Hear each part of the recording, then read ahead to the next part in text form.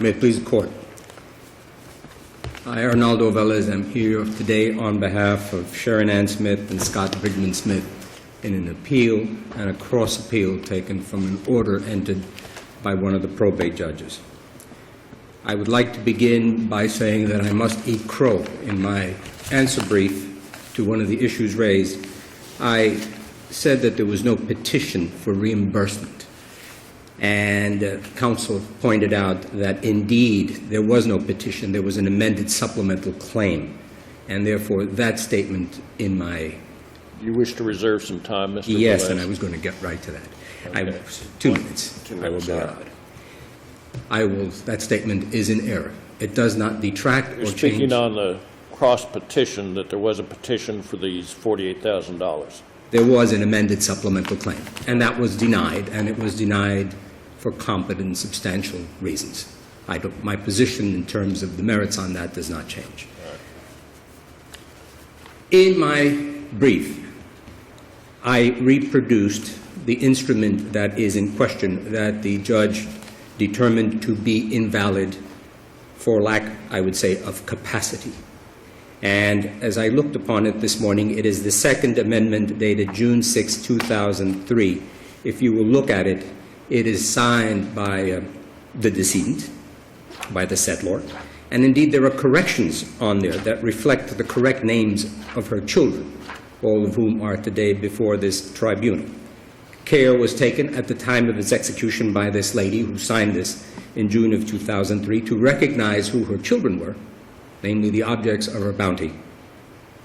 And we have from the evidence, and this is where I suggest to you that the trial court erred. I will not do battle with the medical testimony. The medical testimony related to the lady's ability to handle her affairs. And that's what it was brought to issue on. Yes, Dr. Stewart, a prominent person, said she wasn't capable of handling her affairs. That's his opinion. She should go out and do exercise. And the question for us, isn't it, whether there's competent substantial evidence to support the trial court's findings? Correct. And I suggest to you that competent evidence is measured by what the legal standards are. And that's why I suggested the Greenwood-Baker test is the most material one. And that requires the determination at the time of the execution of the particular instrument whether the person met these three requirements. And it is undisputed from the testimony of the lawyer that attended to the execution of this instrument, was very careful that the lady did have the capacity and the wherewithal and the knowledge. She quite clearly said... None of the other evidence is even material for consideration as to whether or not that lawyer's testimony was accurate. It stands unrefuted, if that's what the question is. I understand that, but it is not material. Your argument is we legally must ignore all evidence before and after that she could not handle her own affairs. My position is that is the most competent evidence. The other one may be of an indirect nature. The most competent evidence, aren't we here on a competent substantial evidence issue? Yes. Question? And that would be the competent evidence. The rest, really, you can ignore. Because if you look at the cases... Well, we can ignore it only if you can legally ignore it, right? Correct. And therefore, if you look at one of your own cases from way back, a person can, in fact, be declared incompetent. And yet they can execute a will and engage in a testamentary device. The fact that they were incapacitated or incompetent, as the term used to be, before or after, is really of no measure. In fact, you can be insane. And we focus on the day of the execution of the instrument. And it is without doubt by the caretaker that was there, Arnita, the lady who took care of her, said this lady was quite competent. It's indeed, and I will tell you, even if you look at that medical testimony, this lady was quite cognizant of the descent of her abilities. And the medical testimony says, yes, that's smart people do that. They're cognizant of their changes in their body. As I combed through the law on wills and testamentary devices, I found a great respect for all these testamentary acts, and it runs fluid throughout all of our jurisprudence. I pointed out in the brief that the capacity is different than that measured when you enter into a contract or create a deed or the like. I have provided you with the authority that suggests, and I argue it strongly, that the finding of the lower court is without competent substantial evidence. The competent substantial evidence is to the contrary, namely that this was executed when the lady had sufficient capacity to go forward. Relative to the expenditures, the court heard the matter of the expenditures and rightfully denied it. There is competent evidence to support that finding. There was no misuse of funds. And the fraud upon the court, there has been shown no abuse of discretion because it was non-material to the issue at hand. I ask you to reverse the finding determining that the instrument was executed and without capacity. Thank you, Mr. Velez.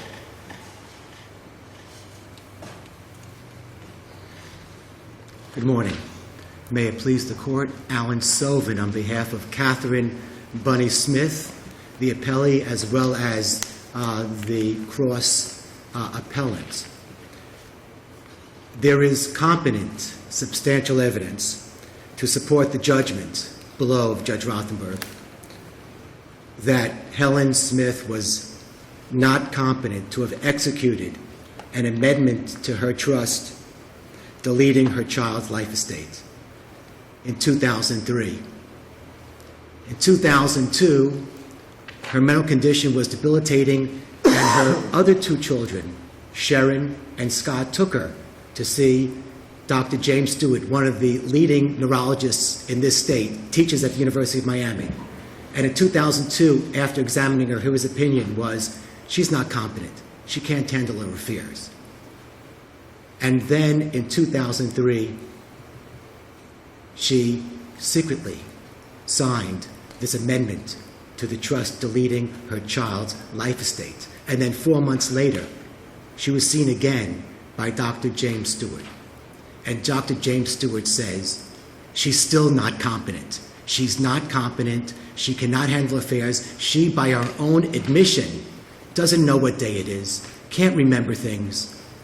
And then 1 year later, Sherrin Smith and her brother, they filed a petition to have the mother declared not competent and to appoint a guardianship and to appoint them as guardians.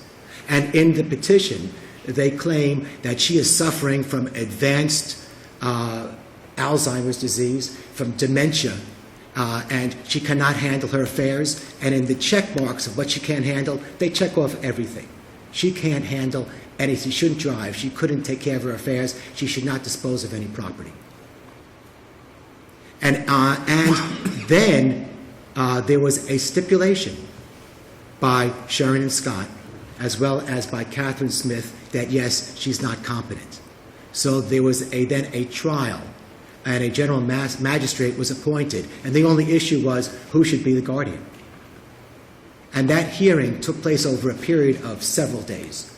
And present at that hearing was Mrs. Smith, sitting, watching. And at that hearing, Scott Smith, when asked, responded, yes, Bunny Smith has a life estate in the house. Although 2 years earlier, they had in their hands that document which amended the trust. And in 2003... And what value do you place on that particular piece of evidence? How should that be interpreted? Well, that evidence is overwhelming, because Overwhelming of what? Of their intent to conceal the... That they concealed a material, substantial issue regarding a conveyance made by the mother when we're having right now a competency hearing to determine, is she competent? And yes, we've stipulated she's competent. Well, when did she become incompetent? And in fact, the general master took great pains, and it was important to him, because now this woman is not competent. And now he's learning that, by the way, Kathryn Bunny Smith has a life estate in the house. And although that wasn't one of the issues, He went out of his way, and in his report, he puts down in the report, Scott Smith testified that Bunny Smith has a life estate. It was important enough for him to mention that so that the issue wouldn't come up again. But had Scott Smith told the truth, that, by the way, 2 years ago, my mother signed an amendment deleting the life estate, it would have been resolved there and then. And it would have been the end of it, because when Scott said at this hearing, Kathryn has a life estate, the mother, sitting there at the hearing, didn't say a word. She didn't even know. Well, we don't know, but she didn't say a word. She just sat there. She certainly could have been sufficiently incompetent at that point in time that she didn't remember what she did a year before. That doesn't really mean anything. No, but the point is that there was an order entered that was adopted by Judge Rothenberg on the report and recommendation back in 2005 at this hearing that Mrs. Smith is not competent. It's clear and convincing evidence. She can't handle any of her affairs, and one of the check marks is she can't even dispose of her property, and she shouldn't. Would you like to address the cross appeal? I would, sir.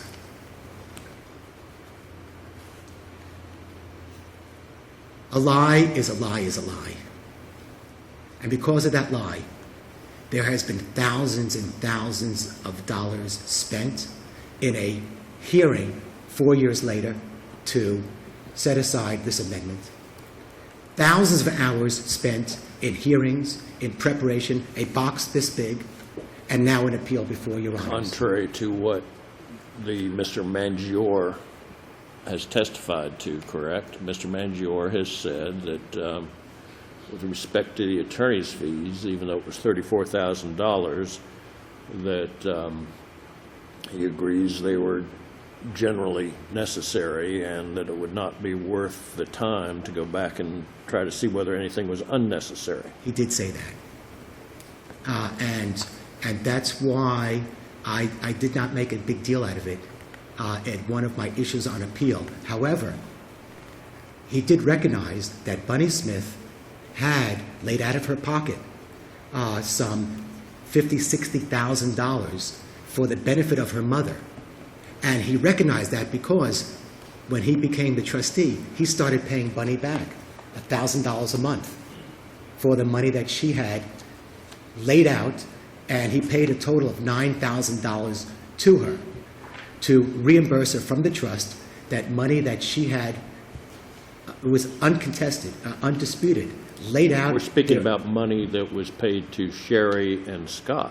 No, sir, I'm sorry. This is money, this is I another. what you're saying, but the money that you seek, am I correct that the money that you seek to recover is money that was paid to Sherry and Scott?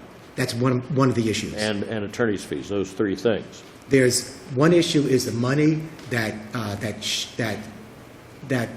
Sherrin and Scott took for themselves, which is not much. It comes out to $14,000 or $15,000, plus the money that Sherrin and Scott spent as trustees for benefit of lawyers. That was something about $40,000.